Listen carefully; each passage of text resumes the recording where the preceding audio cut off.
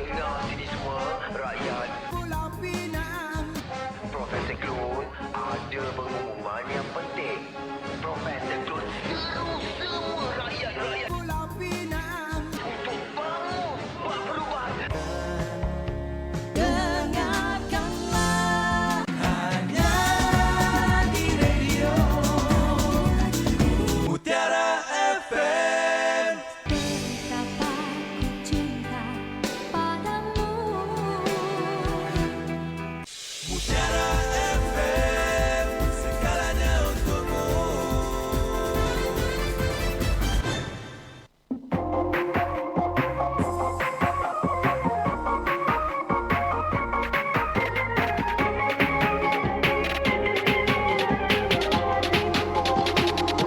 Ramah-ramah hinggap di bunga taman, langitan biru di takluk awan. Senangnya bila berdua-duaan, saat berjauh rindu-rinduan. Mudah-mudahan ku dipertemukan dengan si dia yang ku idamkan. Kini aku kesunyi sepian, berbangkai panjang sebagai teman. Cinta yang indah megah, kini gugur bila dibiar. Ku tertanya-tanya mengapa hanya sementara. Aku pilih-pilih lagi, pilih-pilih hati buatku mencari. Berkili-kili ganti, kili-kili janji yang dipungkiri. Ku pilih-pilih lagi, pilih-pilih hati buatku mencari. Dan jika kau berkenan jadikanku teman,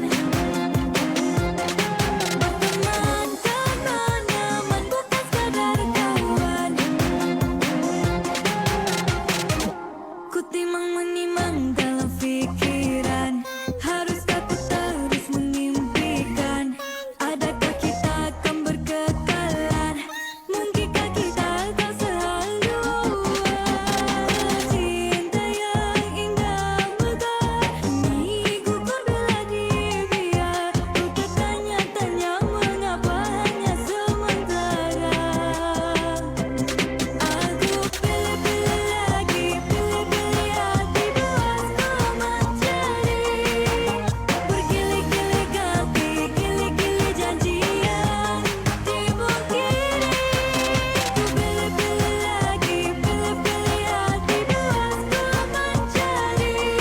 Dan jika kau berkenan jadikanku teman, berteman nyaman bukan sekadar kawan.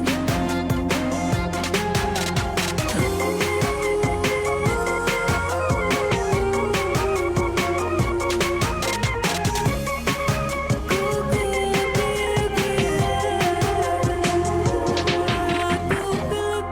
lagi, pilih-pilih hati buatku mencari. Berkili-kili ganti, kili-kili janji yang dipungkiri. Ku pilih-pilih lagi, pilih-pilih hati buatku mencari. Dan jika kau berkenan jadikanku teman, dan jika kau berkenan jadikanku temanmu dan bukan sekadar kawan.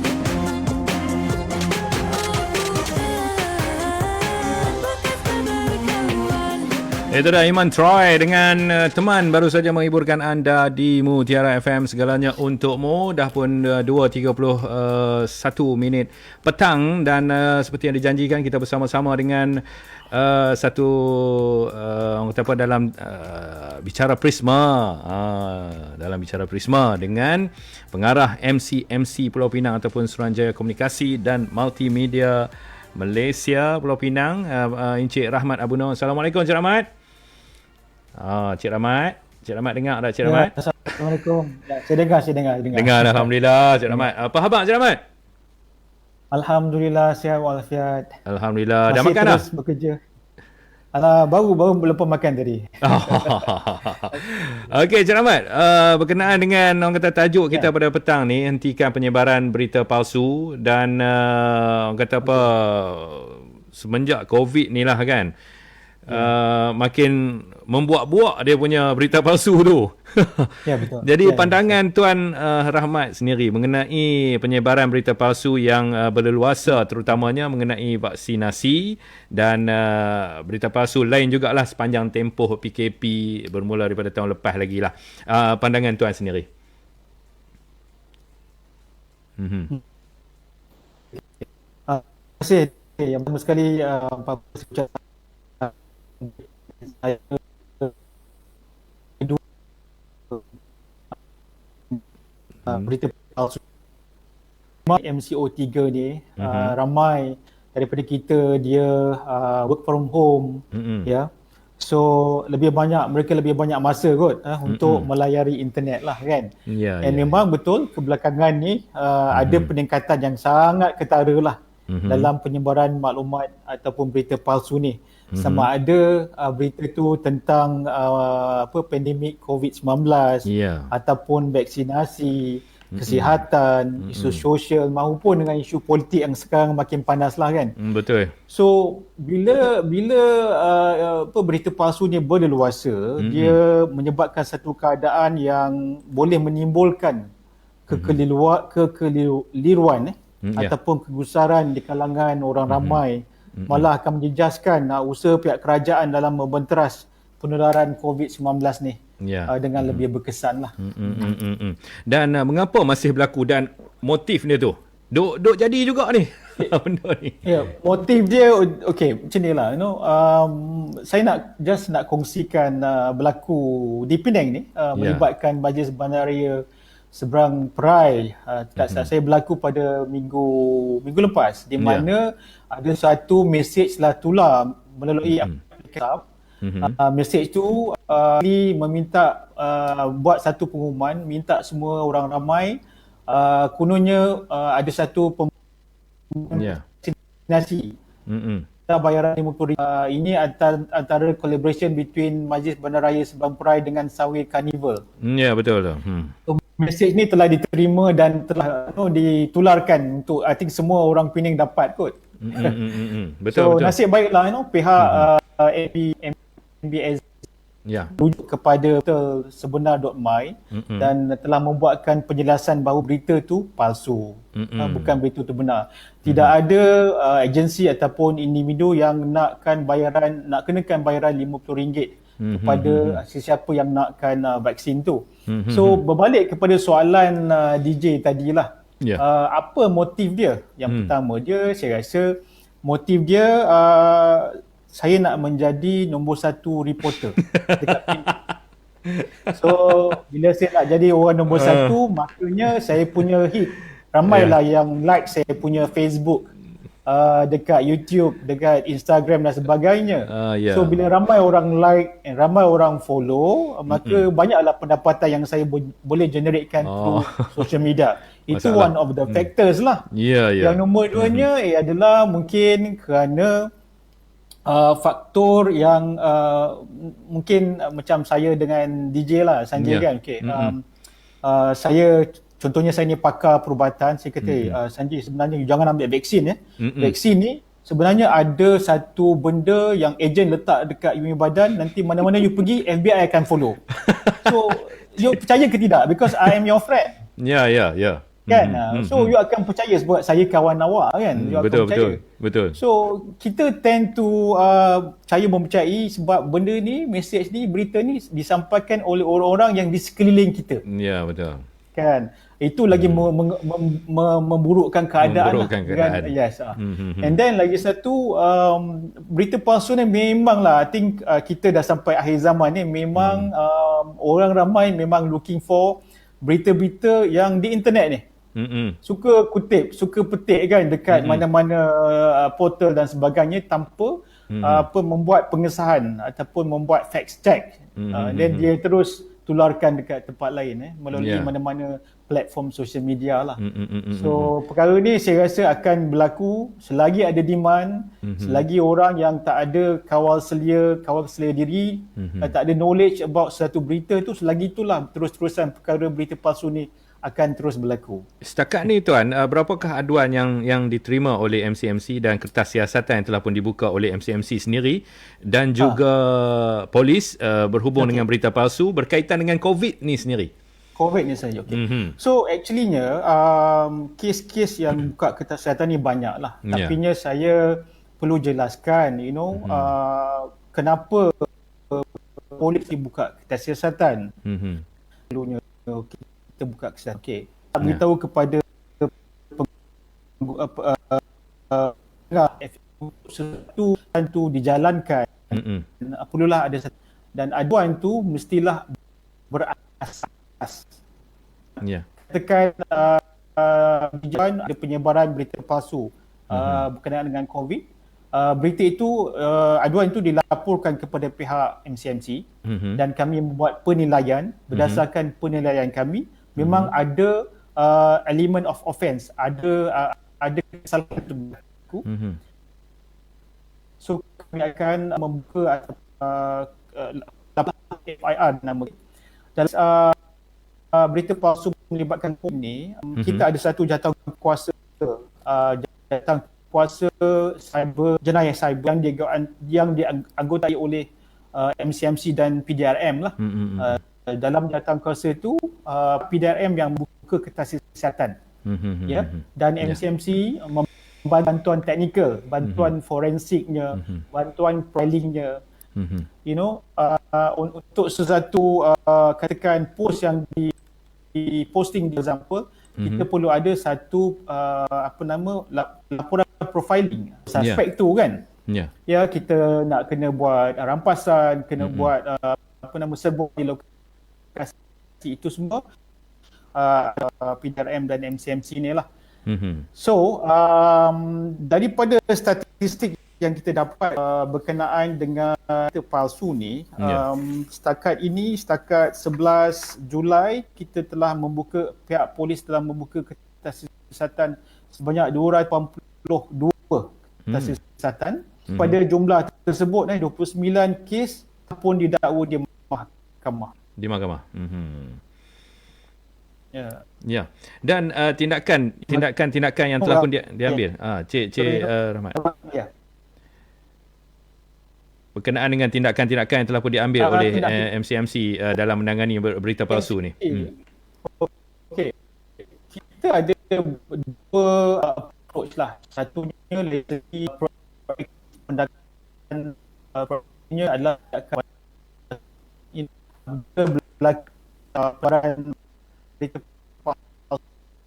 palsu ataupun ke dan ke lokasi rampasan telefon dan sebagainya, itu tindakan penguatkuasaan hinggalah orang yang dituduh tu akan dibawa ke muka pengadilan untuk tindakan penguatkuasaan.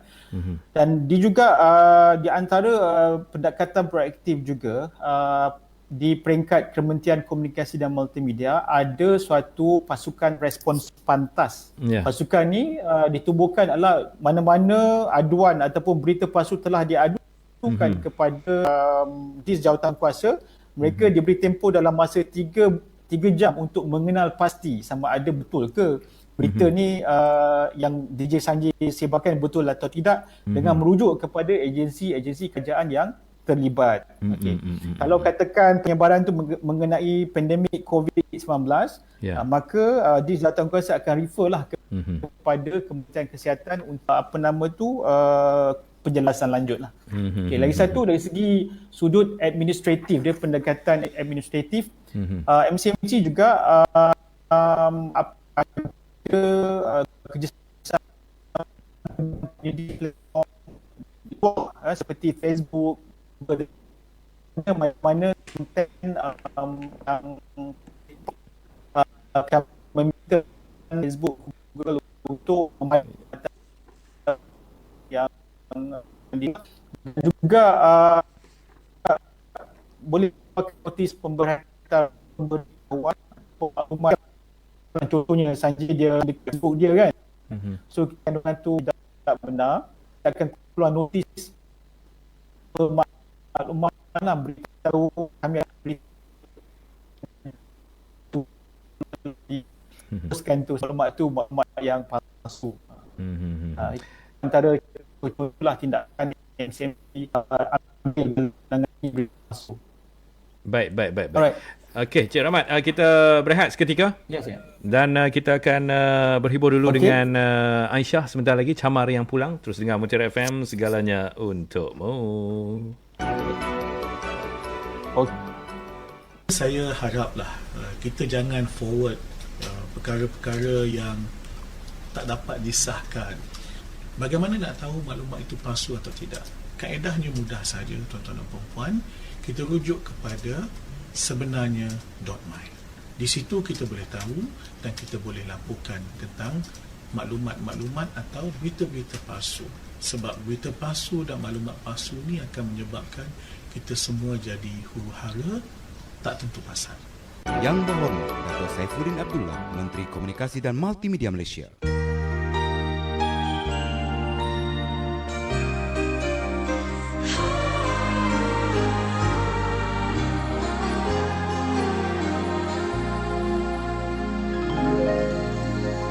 Bermusim tinggalkan pelabuhan, layari hidup sendirian, kembali ku mencari fajar suci, mengisi sepi hati ini. Seperti camar pulang ke pangkuan, merindu kedamaian dulu. Begitu harapanku terhadapmu, semoga kasih belum layu. Di hati ini sering melakukan rindu, senyum tangismu di mataku. Andai waktu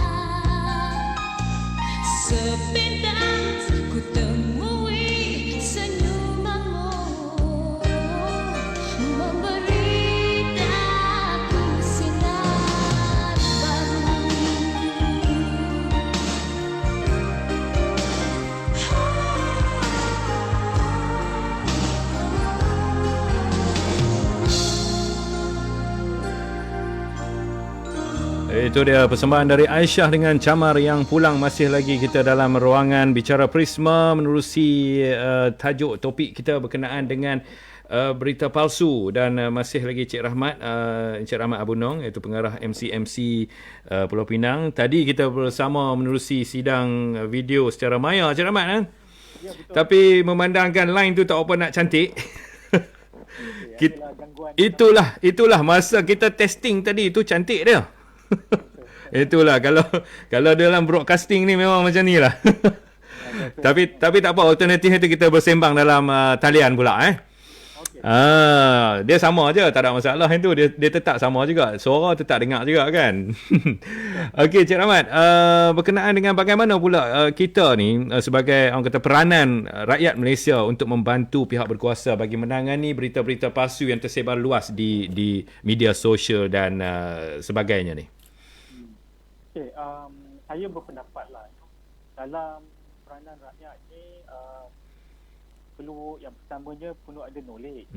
Knowledge kita macam mana kita nak tahu ciri-ciri berita tu palsu atau tidak, dengan membuat sikitlah siasatan dan keterangan Yang keduanya ialah kalau satu posting kita nampak, kita cuba lihatlah kandungan gambar ataupun video yang digunakan. Kadang-kadang kita tengok sendiri dalam video tu mesti ada superimpose dan sebagainya kan. Betul. Dan kita tahulah benda tu palsu kan. And then kita juga kena tengok tarikh dalam posting yang buat tu, mesti ada satu tarikh, Kalau katakan tarikh tu mungkin 3-4 tahun lepas, kemungkinan konten ataupun berita tu di-recyclekan balik. And then juga kita juga kena cerdik untuk refer laporan-laporan tu dekat agensi lain. Macam tadilah kita discuss pasal melibatkan pandemik COVID-19 kan. Apa-apa isu yang kita tak pasti, rujuklah website Kementerian Kesihatan. Ataupun kalau kita tidak clear berkenaan dengan SOP, MCO dan sebagainya, kita rujuklah website Majlis Keselamatan Negara. Yang pentingnya kita kena alert persekitaran kita. Jangan 100% bergantung kepada maklumat-maklumat kita yang di hujung jari kita dapat. Yang last lagi, satu lagi contohlah cari pengesahan daripada agensi yang relevan. Contohnya kalau isu melibatkan isu soal haram halal, takkanlah kita nak pergi rujuk MCMT, takkanlah kita rujuk Jabatan Agama Islam kan. Tak kenal lah. Yang penting je, the key point adalah rakyat kena cerdik, kena ada IT savvy lah untuk menggunakan apa-apa tools gadget yang ada. Jadi selain daripada itu, Cik Rahmat, saya nak bertanya berkenaan dengan dalam kita menangani penyebaran berita palsu ni, peranan portal sebenarnya .my tu memang sekarang ni memang cukup penting sebenarnya. Jadi sejak portal berkenaan diwujudkan pada Mac 2017, sejauh mana signifikan peranan portal sebenarnya .my itu dalam untuk menangkis tomahan ataupun berita-berita palsu yang tersebar luas ni? Okey, saya nak cerita sikit pasal portal ni lah. Macam DJ Sanjay cakap, portal sebenar.my ni dah mula menggunakannya pada Mac 2017. Waktu itu memang banyak sangat berita palsu dan tidak ada satu platform yang seragam yang boleh public atau ramai refer kan. So maka lahirlah sebenarnya .my. So bila kita tengok sekarang ni, pada dulu sampai sekarang, kita telah tengok sebanyak 259 juta layaran semenjak portal ni telah dilancarkan. So banyaklah kan, dalam purata sebulan kita dapat hit 5 juta. So ini bermakna portal ni sangat memberikan impak yang signifikan kepada semua public untuk referkan benda ni. So apa tu portal sebenarnya .my? Portal sebenarnya .my ni adalah satu portal yang if you rasa ada berita yang pada you dekat tangan you tak disahkan, you go to this portal, you check sama ada benda ni ada tak diterbitkan di dalam portal sebenarnya .my. Macam mana benda ni boleh berfungsi adalah kita tidak, MCMT tidak arif berkenaan dengan isu halal haram ataupun isu vaksin for example. So of course MCMT akan channelkan berita palsu yang telah dipostkan dekat social media for example kepada Kementerian Kesihatan. Dan Kementerian Kesihatan perlulah membuat penafian, dan penafian tu akan diletakkan di dalam portal sebenarnya.my. Mana-mana pengguna di luar sana bolehlah melayari sebenarnya.my. Bukan hanya through internet saja, kami juga ada saluran Telegram rasmi sebenarnya.my. So far alhamdulillah kita ada 28,000 subscribers dalam Telegram rasmi sebenarnya.my. Dan juga kepada siapa yang ada smartphone, mereka boleh download app aplikasi sebenarnya.my secara percuma di Google Play Store dan Apple App Store. So kenalah rajin untuk download cabang ni, kerana dia akan membantu pengguna di luar sana untuk menerima notifikasi berita-berita tak pasti ni, berita palsu secara real time. Jadi kita boleh dapat secara real time berkenaan dengan berita palsu yang tersebar luas. Kena check dekat sebenarnya.my, lepas tu kena semak sebenarnya, jangan kadang-kadang dia tengok tajuk aja. Dia tak baca semua. Dia nak jadi pemberita nombor 1. So dia terus forward. Itu masalah dia tu. Jadi adakah disebabkan kebebasan yang diberikan sekarang ni telah mendorong pengguna lah untuk menyebarkan sesuatu secara berleluasa tanpa dia tak rasa takut langsung, Cik Rahmat? Dia rasa dia nak bagi, dia bagi. Dia nak belas, dia belas je. Dia tak peduli dah dia nanti kena di bawah akta sekian-sekian, dia kena tahan ke, dia kena disabitkan dengan jenayah ke. Adakah kerana kebebasan yang diberikan itu? Okey. DJ, saya sebelum ni adalah seorang pegawai forensik lah. Bila masa kes-kes yang melibatkan penyalahgunaan media sosial ni di lapangan, kebiasaannya suspek yang kita jumpa dia memang tak tahu pun pasal berita tu sahih tak sahih, dan dia tak tahu pun pasal ada peruntukan undang-undang yang boleh menangkap mereka. Dia tak tahu pun. Dia tak tahu. So, dia memang dapat je disebarkan. Memang suka begitu. I share. Kononnya mereka kata sharing is caring. Sharing is caring. Sharing is caring.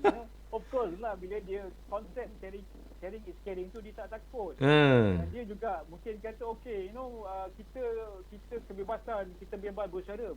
Betul lah, kerajaan memanglah by virtue of perkara 10 Perlembagaan Persekutuan, memang kerajaan menjamin kebebasan bersuara pada semua rakyat Malaysia. Betul. Kan? Tetapinya kebebasan bersuara tu ada limit je. Macam kita lah, if you ambil garam makan garam atau gula every day, you tend to get diabetic ataupun darah tinggi, betul tak? Betul. Yes. It is always ada limitation, ada limit je. So kalau boleh setiap perkongsian, perbincangan, komen, kritikan, maklum balas yang kita buat ini hendaklah dibuat secara berhikmah, tertib, beradab. Kan?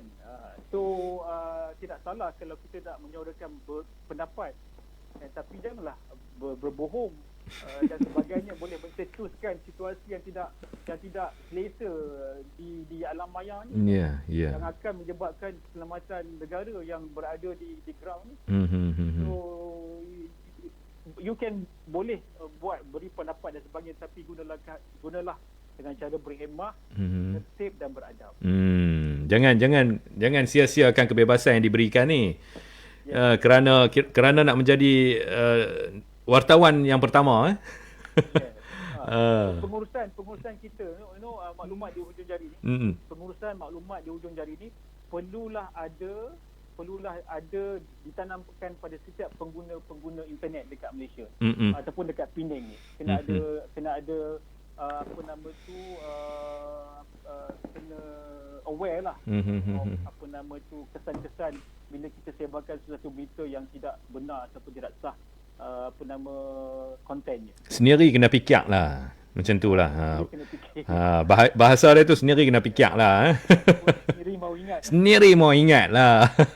Dia dapat kita baca sudah, tak payah duk forward merata kan. Ya, betul.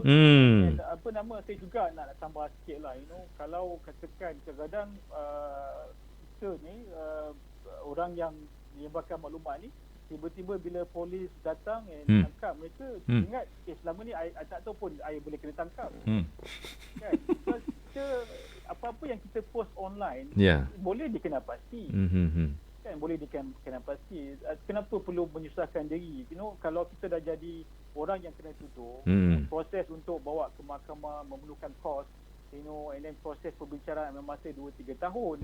Kan? So tak perlulah kita nak buang masa menghadapi kesusahan di dalam penyiasatan dan pembicaraan nanti kan. Buang masa je kan. Buang masa je. Lepas tu rekod tak cantik lah. Rekod pun tak cantik. Betul. Kan? And satu lagi, apa-apa gadget yang kita gunakan untuk kita bersosial media dan sebagainya, ada evidence. Kan? And then saya sebagai seorang pengamal digital forensik, kita boleh membuktikan walaupun suspek dah delete evidence tu, kononnya dia dah post lepas tu dia delete kan. By way of forensik punya teknik, kita boleh mendapatkan bukti-bukti digital tu untuk pembuktian di mahkamah. Tu dia. Sebenarnya orang yang buat posting tu tak boleh lari lah. Tak boleh lari lah. Kena bertanggungjawab. Lari kan. Dia bukan kata forensik ni, forensik bahagian yang mati apa semua ni, forensik digital pun ada kan? Kita ada. Jadi sebelum kita mengakhiri program ataupun rancangan kita pada petang ni, peringatanlah terakhir daripada soalan terakhir saya, peringatan Tuan lah. Mungkin Tuan boleh orang kata apa, explain sikit lah berkenaan dengan akta yang mungkin akan dikenakan dan pesanan daripada Tuan sendiri. Ya, okay. Saya kalau boleh tak naklah bercakap pasal akta, menakutkan orang pula kan. Tapi itulah yang tu lah. Saya untuk memberitahu jugalah kan. Ya, kena bagi tahu. Apa kesalahan penyebaran berita maklumat boleh disiasat di bawah Seksyen 233 Akta Komunikasi dan Multimedia. Ya. Dan juga kalau bagi pihak polis, kesiasatan juga boleh disiasat di bawah Kanun Kesiasaan 505. Seksyen 505 bawah Kanun Keseksaan. So adalah kalau adalah dia punya penalti ataupun hukuman dia. Kalau dalam konteks Seksyen 233 hukuman dia RM50,000 sahaja. Dan dapatlah duduk free selama setahun maksimum kot dekat penjara. Makan, minum semua ditanggunglah. Okey. Itu antara dua seksyen lah yang saya boleh katakan. Dan nasihat saya yang terakhir, saya punya nasihat very simple. Kita sebagai pengguna hendaklah sentiasa peka dan prihatin sebelum berkongsi satu-satu berita yang belum tentu kesahihannya. Ya. So saya kalau boleh minta semua pendengar Mutiara FM ni yang dengar, tolonglah jadi pengguna yang bijak dengan menentusahkan atau mengesahkan satu maklumat tu sebelum kita share ataupun sebelum kita sebar dekat mana-mana platform alam maya ni lah. So kalau tak pasti, janganlah kongsi. Betul tu. Tak pasti jangan kongsi dan dan dapatkan kesahihan sesuatu berita tu menerusi sebenarnya.my. Ya, betul tu. Baik, terima kasih banyak Cik Rahmat atas kesudian melapangkan masa untuk bicara Prisma pada petang ni dengan tajuk kita hentikan penyebaran berita palsu. InsyaAllah pada bulan depan kita akan cerita mungkin topik yang lain pula. Okey. Baik, terima kasih banyak Cik Rahmat. Assalamualaikum. Sama-sama. Waalaikumsalam. Terima kasih. Ya, itu dia sebentar tadi kita bersama-sama dengan Cik Rahmat Abu Nong, iaitu pengarah MC Pulau Pinang, pengarah Suruhanjaya Komunikasi dan Multimedia Pulau Pinang. Jadi tak pasti, jangan kongsi dan jangan buat leceh. Terus dengan Mutiara FM, segalanya untukmu. Saya haraplah kita jangan forward perkara-perkara yang tak dapat disahkan. Bagaimana nak tahu maklumat itu palsu atau tidak? Kaedahnya mudah saja, tuan-tuan dan puan-puan. Kita rujuk kepada sebenarnya.my. Di situ kita boleh tahu dan kita boleh laporkan tentang maklumat-maklumat atau berita-berita palsu. Sebab berita palsu dan maklumat palsu ni akan menyebabkan kita semua jadi huru-hara, tak tentu pasal. Yang berhormat Dato' Saifuddin Abdullah, Menteri Komunikasi dan Multimedia Malaysia.